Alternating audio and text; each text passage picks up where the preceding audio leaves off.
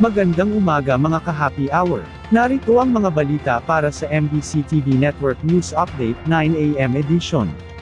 Publiko, pinaalalahanan ng PNP kaugnay sa di-autorisadong pagsusuot ng kanilang uniforme. Mariing kinundina ng Philippine National Police ang paggamit sa uniforme ng pulisya bilang costume sa Halloween party na naglapa na ngayon sa social media. Ayon kay PNP Acting Chief Police Lieutenant General Jose Melencio Nartates Jr., isa itong hayagang pambabastos at kawalang galang sa dangal ng buong puwersa ng pulisya. Makikita kasi sa viral photo sa social media, ang lalaking nakasuot ng police uniform na wala ng manggas na lumikha ng galit sa mga netizen, gayon din sa mga lehitimong pulis. Ayon sa PNP, ang ginawang ito ng lalaki ay isang insulto sa kanilang integridad at dignidad bilang mga pulis ng bayan. Sa ilalim ng Article 179 of the Revised Penal Code, ang iligal na paggamit ng uniforme o mga insignia ng pulisya, gayon din ang hindi tamang pagsusuot ng uniforme ng hindi pulis ay may katapat na kaparusahan. Dahil dito, iniimbestigahan na ng PNP kung sino ang nasa larawan at papapanagutin ito sa ilalim ng mga umiiral na batas.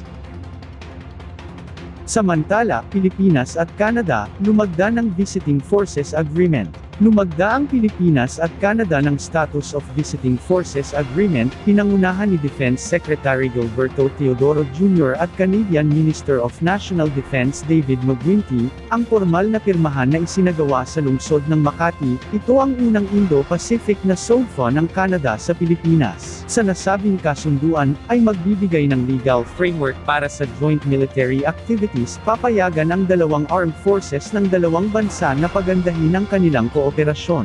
Pangangasiwaan nito ang presensya ng foreign troops sa Pilipinas tuwing nagkakaroon ng exercises at pagsasanay. Para maging epektibo ito ay kailangan ng ratifikasyon ni Pangulong Ferdinand Marcos Jr. at aprubahan ng 2/3 ng Senado. Ang Canada na ang siyang panglimang bansa na mayroong BIFA, ang Pilipinas na pinangunahan ito ng US, Japan, New Zealand at Australia.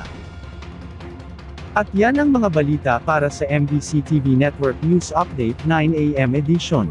Abangan ang mga susunod na balitaan mamaya para sa 10 AM edition.